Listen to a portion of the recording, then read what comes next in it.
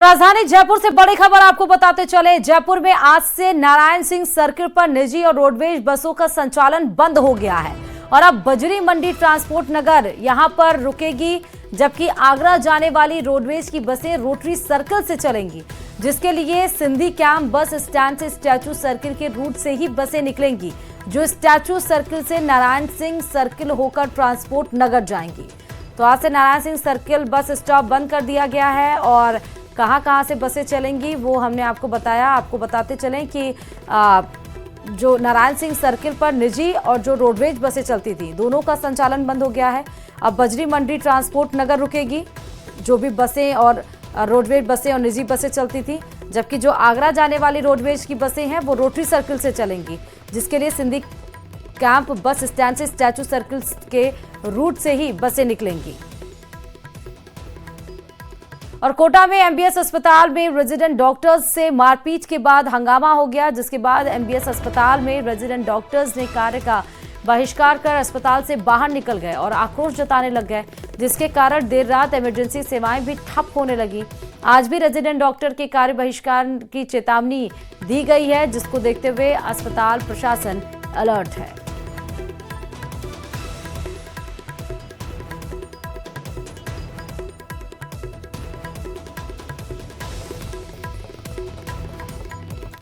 आदर्श credit cooperative society घोटाला मामले में ईडी द्वारा अटैच प्रॉपर्टी बिना एनओसी के बेचने का मामला सामने आया और इस मामले में नेता प्रतिपक्ष टीकाराम जूली ने सोसाइटी पर धोखाधड़ी के आरोप लगाए हैं। इतना ही नहीं, आरोप यह भी है कि जिन प्रॉपर्टी को ईडी ने अटैच किया था, उनमें से 22 बीघा जमीन को बेहद कम दामों पर नीलाम किया गया। देखिए रिपोर्ट।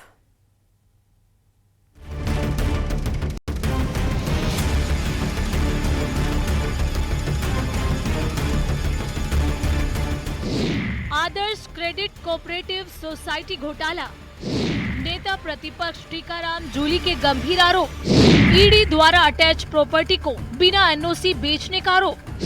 पूर्व सीएम अशोक गहलोत ने भी उठाए थे सवाल।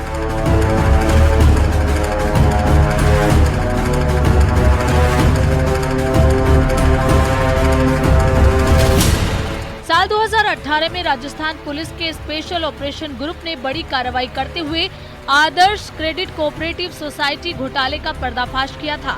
दावा किया गया कि निवेशकों के करोड़ों रुपयों का गबन किया गया, लेकिन अब इस मामले में चौंकाने वाले खुलासे हो रहे हैं। पूर्व मुख्यमंत्री अशोक गहलोत के बाद नेता प्रतिपक्ष टीकाराम जूली ने भी आरोप लगाया है कि ईडी द्वारा अटैच प्रॉपर्टी को बिना एनओसी के बेच दिया गया है। उन्होंने एक्स पर लिखा, आदर्श क्रेडिट कोऑपरेटिव सोसाइटी द्वारा राजस्थान समेत 28 राज्यों में 800 से ज्यादा शाखाओं के जरिए गरीबों की गाढ़ी कमाई को लूटा। प्रवर्तन निदेशालय द्वारा आदर्श सोसाइटी की संपत्ति अटैच करने के बाद 20 साल 2024 और 25 में ईडी की इजाजत लिए बगैर सिरोही के अधिकारियों ने कई जमीनों का नामांतरण कर दिया और करीब 22 लाख बीघा जमीन को बाजार में कम दामों पर नीलाम किया। आखिर इतना बड़ा खेल किसकी सह पर हो रहा है? इससे पहले पूर्व मुख्यमंत्री अशोक गहलोत भी आदर्श सोसाइटी घोटाले की जांच पर सवाल उठा चुके हैं। सीएम अशोक गहलोत ने अधिकारियों पर आदर्श सोसाइटी की प्रॉपर्टी को बिना ईडी की एनओसी के लिक्विडेटर के नाम खोलने और बाजार कीमत से आधे कीमत पर नीलामी करने का आरोप लगाया था। साथ ही उन्होंने मुख्यमंत्री भजनलाल शर्मा से पीड़ितों को न्याय दिलाने की मांग की है। आइए आपको बताते हैं कि क्या है आदर्श क्रेडिट कोऑपरेटिव सोसाइटी घोटाला। इसमें करीब 15,000 करोड़ रुपए का चिटफंड घोटाला हुआ। सिरोही से ये फर्जी सोसाइटी का नेटवर्क शुरू हुआ। इसमें सरकारी और रिटायर्ड लोगों को झांसा दिया गया। 5 साल में रकम डबल करने का दावा किया गया। 10 से ज्यादा सोसाइटी पर 250 से ज्यादा केस दर्ज। 28 राज्यों में 800 से ज्यादा ब्रांच खोली गई थी। 20 लाख से ज्यादा निवेशकों का पैसा लगा था। ईडी ने अब तक 2075 करोड़ की संपत्ति अटैच की है। मामले को लेकर प्रदेश में सियासत गरमाई है और सवाल है कि क्या जनता की कमाई पर एक बार फिर से डाका डाला जा रहा है और किसकी शह पर जनता के पास जाने वाली जमीन को नीलाम किया जा रहा है। अगर आरोपों में सच्चाई है तो इसकी जांच होनी चाहिए ताकि सच्चाई सामने आ सके। सिरोही से न्यूज़ 18 राजस्थान के लिए प्रतीक कुमार की रिपोर्ट।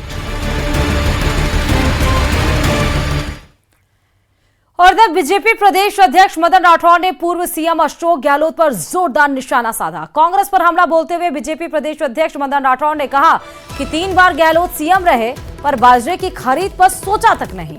साथ ही इस दौरान जेल में मोबाइल मिलने पर कहा कि लापरवाही हुई है, मामले में एक्शन भी हुआ है। देखिए, गहलोत साहब ने अपने 3 टेन्योर उनके हुए, 3 बार वो राजस्थान के मुख्यमंत्री बने, कभी भी बाजरे की खरीद के बारे में सोचा तक नहीं। ये सोच भी हमारे प्रधानमंत्री आदरणीय नरेंद्र भाई मोदी जी ने दी। श्री अन्न का जो प्रचार, ये भी हमारे देश के प्रधानमंत्री नरेंद्र भाई मोदी जी ने दिया। और हमारे राजस्थान के मुख्यमंत्री भजन लाल जी शर्मा ने भी बाजरे की खरीद ये MSP पर खरीद करने का निर्णय किया और वो खरीद नियमानुसार हो रही है।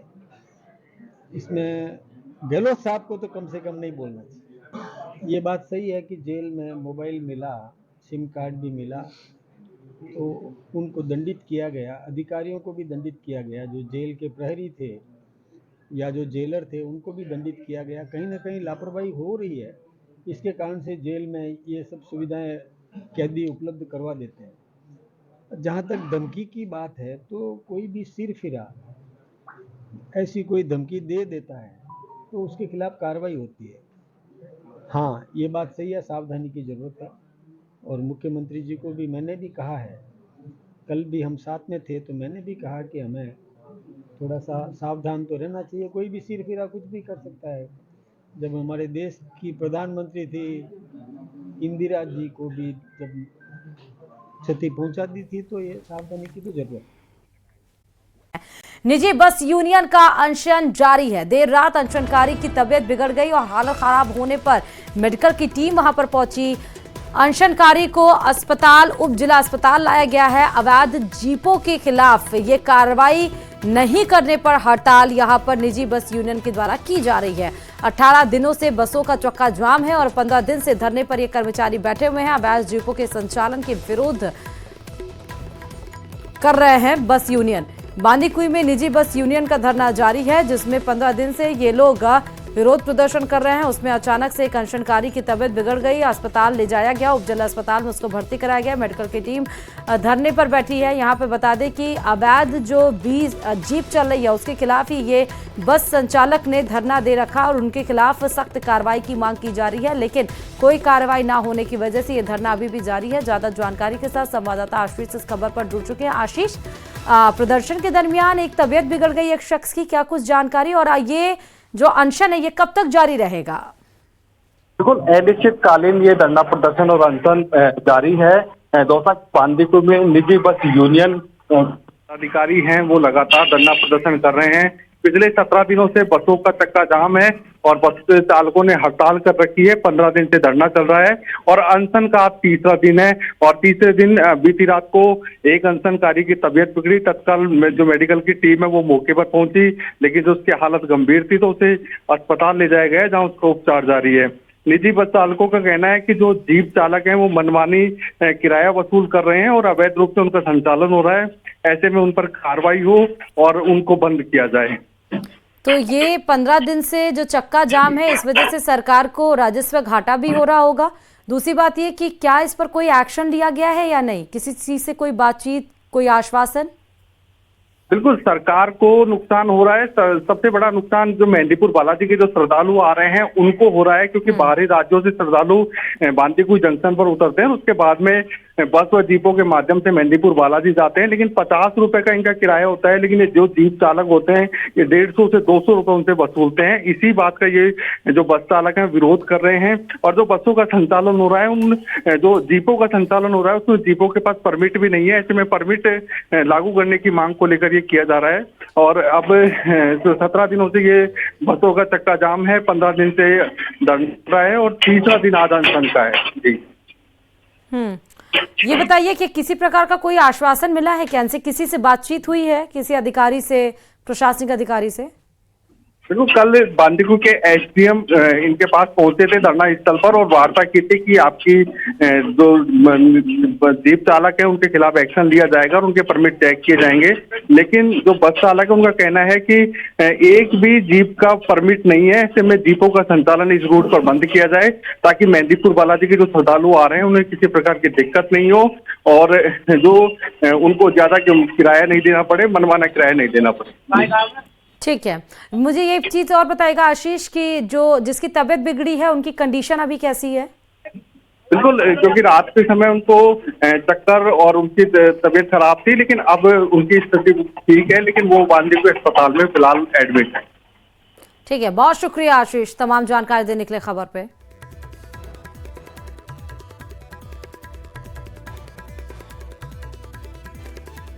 तो निजी बस यूनियन का अनशन जारी है और अनशन कर्मी की एक तबीयत अचानक से बिगड़ गई और अनशनकारी को उप जिला अस्पताल लाया गया है जहां पर उनका ट्रीटमेंट किया गया है। बारां शहर में ईद की नमाज के बाद ईदगाह में फिलिस्तीन जिंदाबाद के नारे लगे। सुबह बारां शहर की ईदगाह में ईद की नमाज अदा होने के बाद कुछ मुस्लिम नमाजियों ने फिलिस्तीन जिंदाबाद के नारे लगाए और साथ ही इजराइल मुर्दाबाद के नारे भी यहां लगाए गए।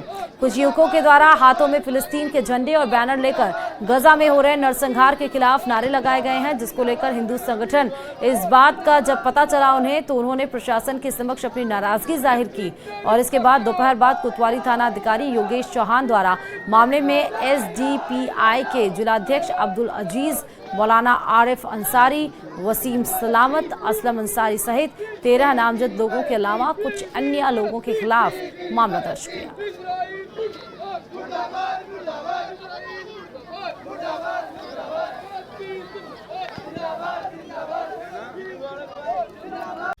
हर सवाल का जवाब नहीं मिल सकता। कुछ सवाल ऐसे भी होते हैं जो रहस्य बनकर रह जाते हैं। जी हाँ, कुछ कारनामे ऐसे भी हुए हैं जिन पर कोई विश्वास नहीं कर सकता, लेकिन वो हुए हैं इसलिए लोगों को मानना पड़ता है।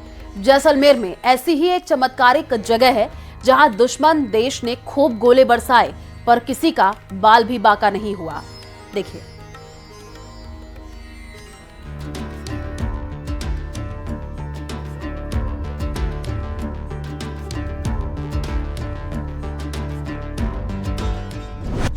जहां नापाक हसरतों का निकलता है दम।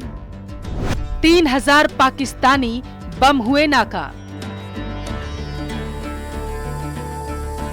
गोला बारूद बन गए नुमाइश का सामान।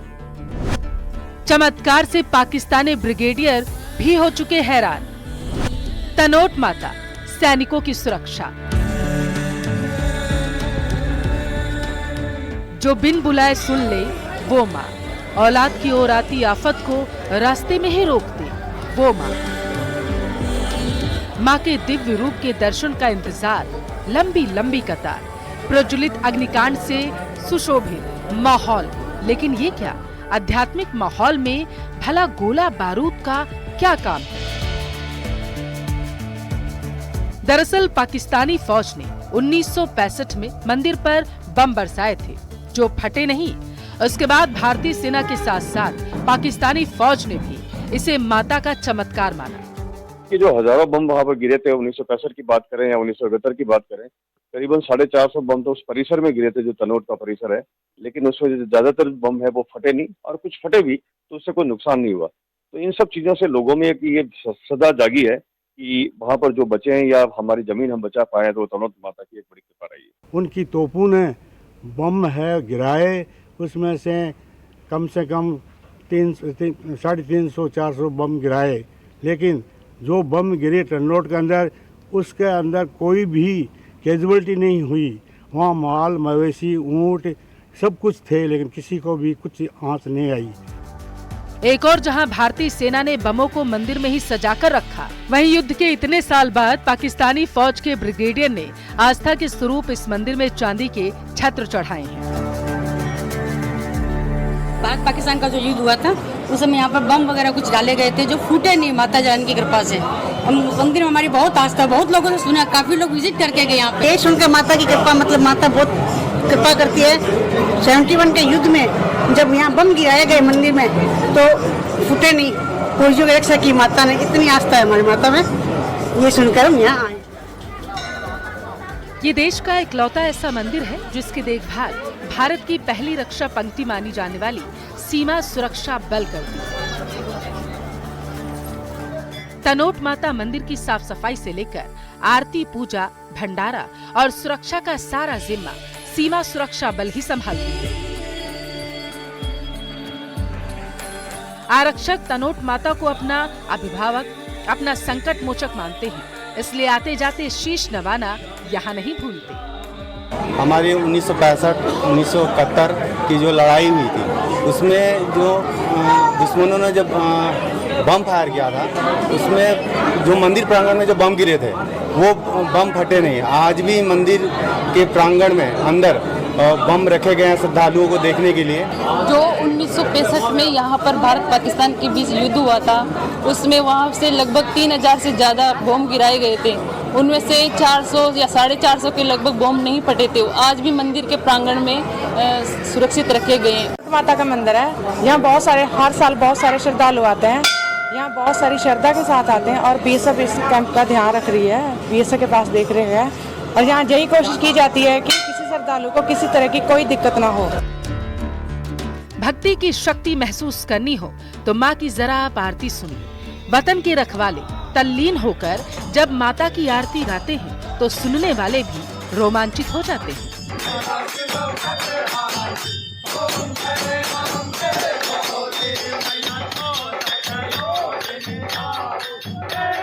और जो यहाँ की भव्य आरती होती है वो देखने लायक होती है, और जो आरती में यहाँ पे बैठते हैं उनके रोंगटे खड़े हो जाते हैं, जैसे सैनिक यहाँ पे आरती करते हैं। कितनी आरती होती क्या कहोगे? यहाँ पे आरती जो कि शारदीय नवरात्रों के टाइम में सुबह, दोपहर और शाम के टाइम में यहाँ पे आरती होती है। मंदिर की एक और विशेषता श्रद्धालुओं का ध्यान आकर्षित करती है। कई मंदिरों में जहां मन्नत के लिए धागा या फिर नारियल बांधा जाता है, तो वहीं तनोट माता मंदिर में श्रद्धालु अपनी मनोकामना पूरी करने के लिए रुमाल बांधते हैं।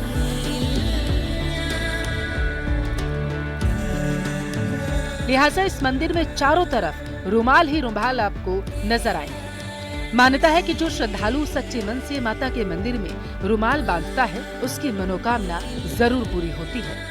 इस समय 50,000 से भी ज्यादा आस्था के रुमाल यहाँ आपको बंधे मिल जाएंगे, जिनमें आम लोगों के साथ साथ अशोक गहलोत, वसुंधरा राजे और शिवराज सिंह चौहान जैसे सियासी दिग्गजों के रुमाल भी शामिल हैं। न्यूज़ 18 राजस्थान के लिए जैसलमेर से सामलदान रत्नू की रिपोर्ट।